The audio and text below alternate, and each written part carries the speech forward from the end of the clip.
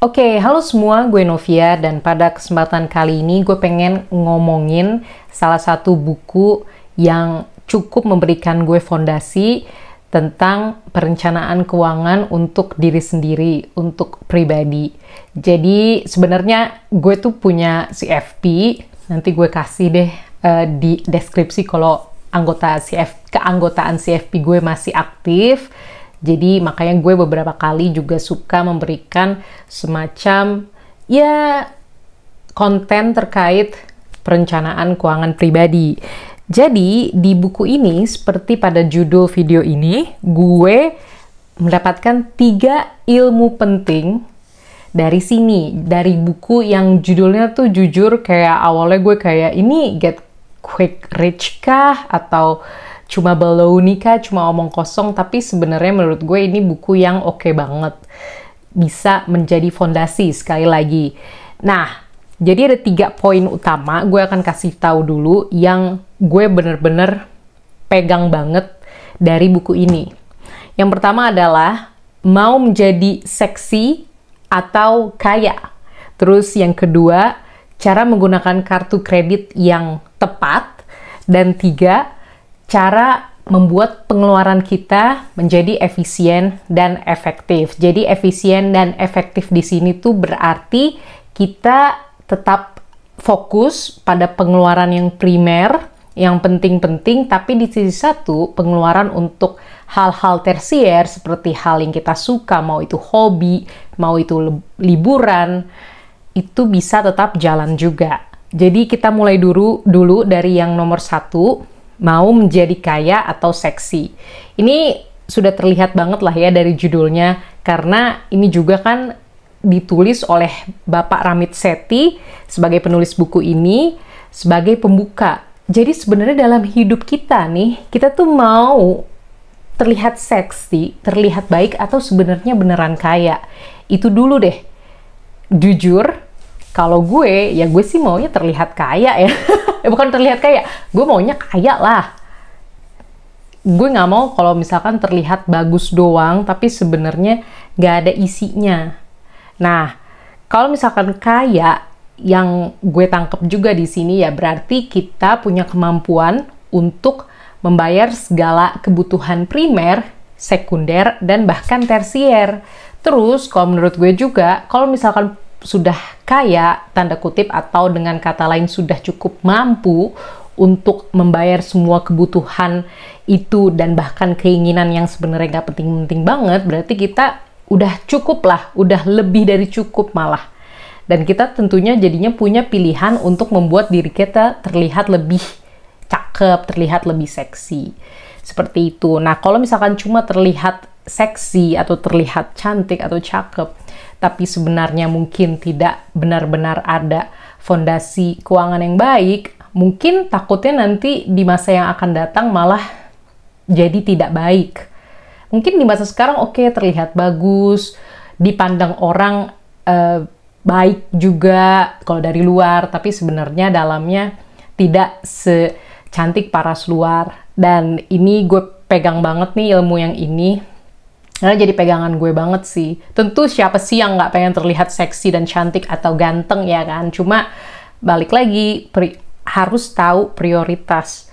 Apakah kita mau punya fokus pada uang atau mau terlihat seksi atau terlihat lumayan lah. Tapi di sisi satu setelah gue pikir-pikir, sebenarnya terlihat cantik dan ganteng juga bisa memudahkan kita untuk bisa lebih kaya ya. Karena nggak bohong,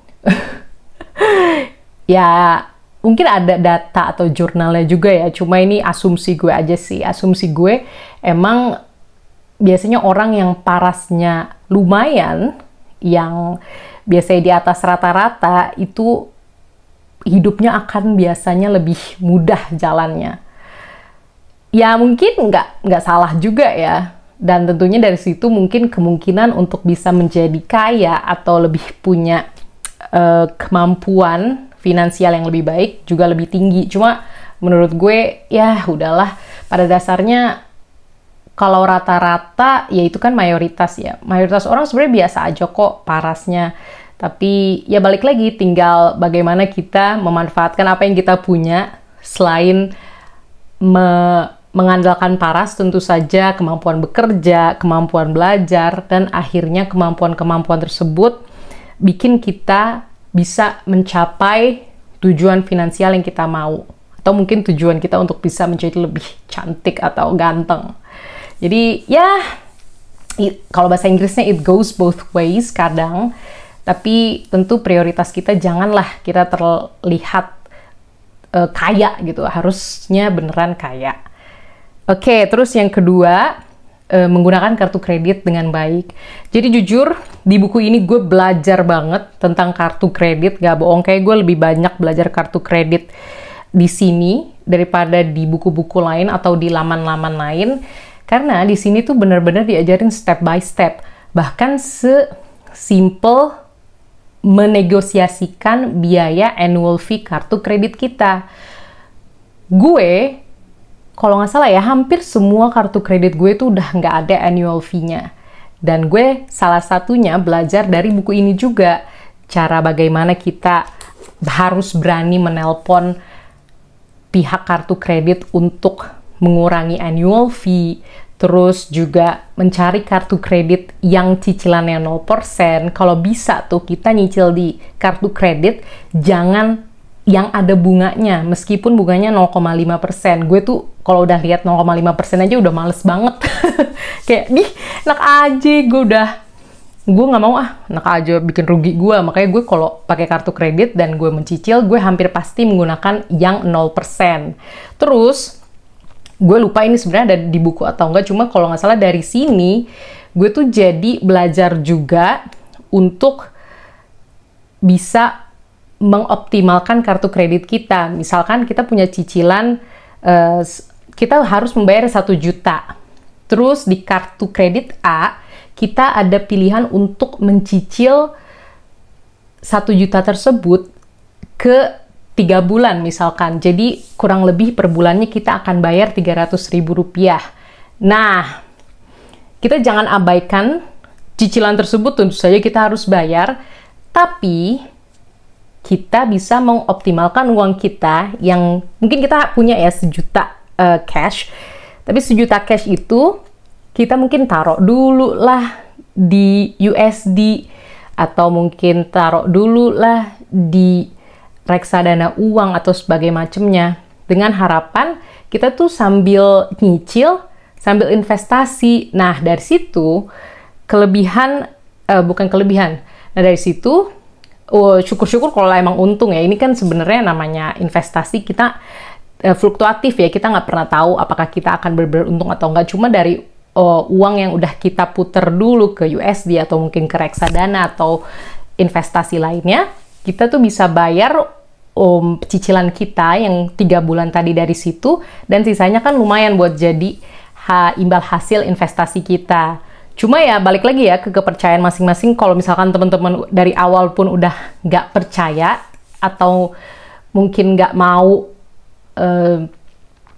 berinvestasi di bentuk tersebut, nggak percaya kartu kredit dan investasi jenis tersebut, ya silakan aja. Cuma kalau gue sih ini buat teman-teman yang mungkin tertarik untuk mencoba, oke? Berbeda pendapat itu wajar, oke? Jangan maksain kehendak. Karena manusia itu berbeda-beda latar belakang dan kepercayaannya, oke? Terus, selain itu, tadi kan soal menghapus cicilan, terus 0%. Dan di sini gue juga diingatkan juga untuk selalu peduli pada penghitungan kartu kredit kita. Karena nggak sedikit yang gue denger, bahkan dari beberapa orang yang gue kenal juga, kalau misalkan dia habis bayar pakai kartu kredit, dia tuh langsung bayar minimum aja, minimum payment atau pembayaran minimal dari setiap utang kartu kreditnya, atau nggak bayar sama sekali. Wah, itu jangan banget cuy, karena bunga kartu kredit tuh gede banget. Literally bunganya tuh bisa lama-lama melebihi tagihan awal kita. Jadi, kalau misalkan kita mengutang dengan kartu kredit, kalau bisa tuh harus langsung bayar full. Beneran deh. Asli. Dan manfaatkan cicilan 0% tersebut. Terus juga sekali lagi, coba negosiasikan annual fee atau biaya tahunan biar nggak bayar. Oke? Terus, kalau misalkan udah lebih expert atau udah bukan pemula lagi di dunia kartu kredit, teman-teman coba untuk cari kartu kredit yang bisa memberikan cashback yang oke, atau miles. Jadi bisa ditukar ke miles penerbangan. Kan lumayan banget tuh kalau misalkan dari banyaknya pengeluaran kita bisa mendapatkan reward atau hadiah berbentuk miles penerbangan, dan miles penerbangan tersebut lama-lama kita bisa tukar menjadi penerbangan secara gratis. Itu bisa banget tuh, walaupun kelihatannya enak, tapi tentu saja dalam prakteknya tidak semudah itu ya guys. Oke? Tapi intinya sekali lagi di sini diajarin lah dasar-dasar penggunaan kartu kredit yang lebih efisien dan menguntungkan bagi kita.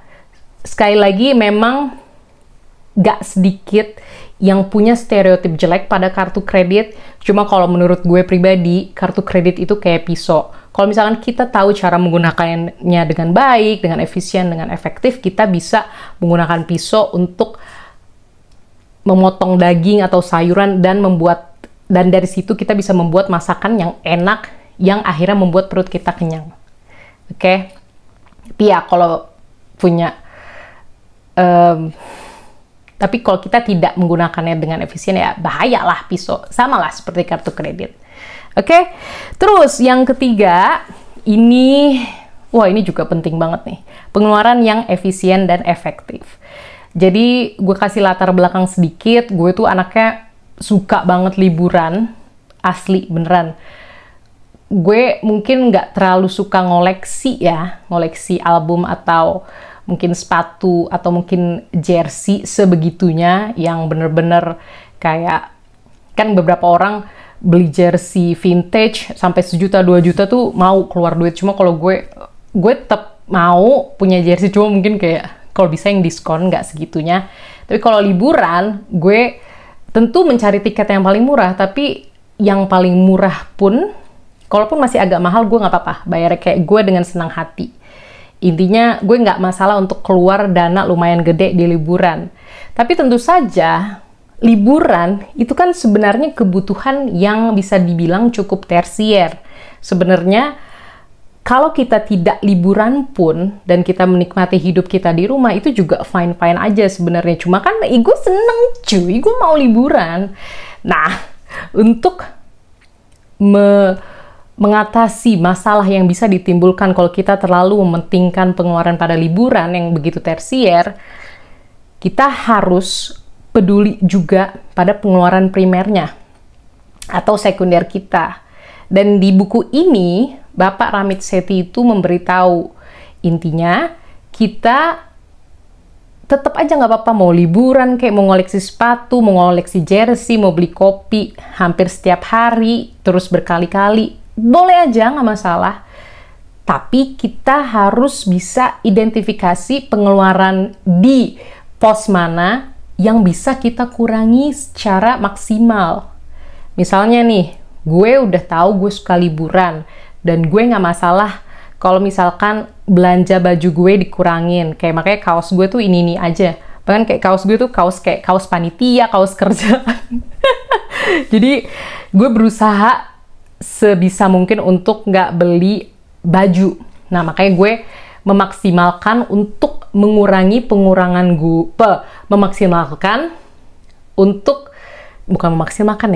gue mencoba banget untuk tidak melakukan banyak pengeluaran pada belanja baju, belanja aksesoris, bahkan skincare pun gue pakainya Viva cuy. biar kalau misalkan habis, nih gue nggak disponsorin Viva BTW, ini emang pengalaman gue aja. Biar kalau misalkan moisturizernya habis, gue kalau beli lagi nggak masalah karena cuma Rp7.000 cuy. Atau kayak pembersih milk cleanser ya paling Rp8.000 Rp7.000. Jadi gue untuk repurchase nggak apa-apa dan alhamdulillahnya lumayan cocok. Nah, intinya gue mengurangi kayak dari skincare atau dari baju. Cuma dari liburan jadinya gue nggak banyak kompromi karena itu prioritas gue. Nah, di situ kita belajar untuk menentukan prioritas hidup kita. Tentu kebutuhan primer itu yang utama, kayak makan, minum, tempat tinggal. Mungkin kalau punya anak, pengeluaran untuk anak. Kalau punya istri atau suami, pengeluaran untuk pasangan. Kalau misalkan sandwich generation untuk keluarga, Itu tentu harus dipentingkan dulu. Cuma, ya kita gimana pun juga, kalau misalkan bekerja dan dapat gaji, atau mungkin punya usaha dan punya keuntungan, tentu nggak bohong, kita juga mau merasakan hasil jeripayah kita sendiri dengan apapun yang kita suka, apapun yang kita mau punya. Nah, dari situ makanya kita tentukan tuh prioritas kita. Oke, primer udah selesai nih, kita bisa bayar. Terus habis itu apa sih keinginan kita atau mungkin kebutuhan tersier kita yang benar-benar kita mau, yang kita tuh rela ngeluarin duit banyak. Nah, itu ditentukan. Habis itu yang nggak terlalu penting baru deh disikat, gak usah dulu. Bahkan gue pun buku tuh gue biasanya beli kalau misalnya diskon, cuy. Asli. Ini buku nih gue beli kayaknya diskon deh dulu. Kayak diskonnya 50%, terus buku Tessa Moko, Thesaurus Bahasa Indonesia yang cukup tebal ini juga gue belinya 50%. Jadi gue cukup melihat diskon banget, karena gue nggak rela beli buku sampai 500.000, 300.000 tuh kalau yang new release. Gue tuh kayak nggak deh cuy. Gue mendingan ke perpus atau gue cari yang diskonan aja deh, nggak apa-apa. Toh menurut gue kalau buku, kalau emang timeless juga dan rilisnya udah lama banget, ya nggak masalah. Yang penting kan gue bisa tetap belajar dan tetap relevan sampai sekarang. Itu sih yang gue dapatkan dari buku ini. Jadi 3 intinya adalah mau terlihat seksi aja atau mau beneran kaya, terus cara menggunakan kartu kredit dengan efisien, tepat, dan efektif, serta yang ketiga, cara membuat pengeluaran keuangan Anda atau kita menjadi lebih efisien dan efektif. Udah deh, itu aja video kali ini. Terima kasih buat teman-teman yang udah nonton. Kalau misalkan teman-teman mau konsul soal keuangan, mau tanya apapun, boleh banget langsung email ke kontak.noviakelana@gmail.com. Nanti bisa dicek di deskripsi di bawah. Silakan mau tanya apa aja boleh. Nanti paling gue jawabnya dalam bentuk video. Terus terima kasih sekali lagi dan sampai jumpa di video selanjutnya. Dadah!